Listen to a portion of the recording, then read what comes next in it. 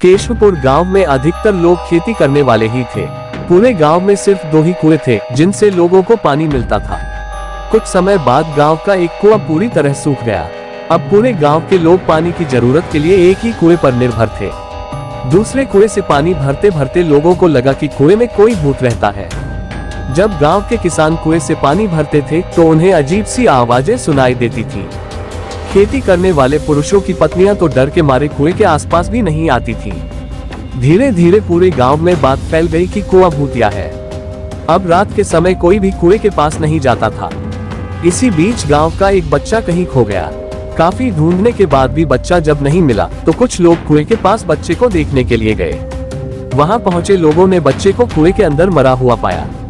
अब एक तो कुएं का पानी खराब हो गया और दूसरा बच्चा कैसे मरा इसको लेकर गांव के सभी किसान परेशान हो गए थे। सबने एक दिन मिलकर नया कुआं खोदने की सोची।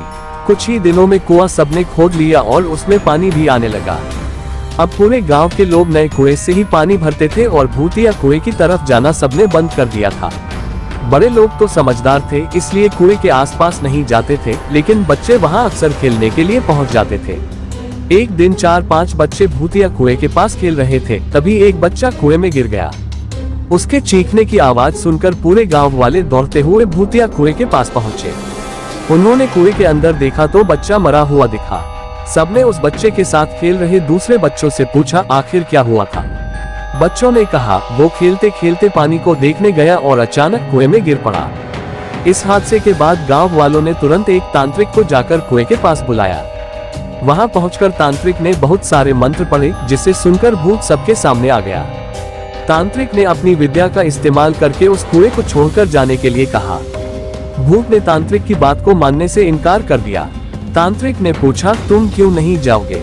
यहाँ आकर बच्चे मर रहे हैं इसलिए तुम्हें जाना ही होगा। भूत ने जवाब दिया इस कुएं में सालों से मेरा पूरा खानदान रहता आ रहा है, मैं यहाँ से बिल्कुल नहीं जाऊंगा।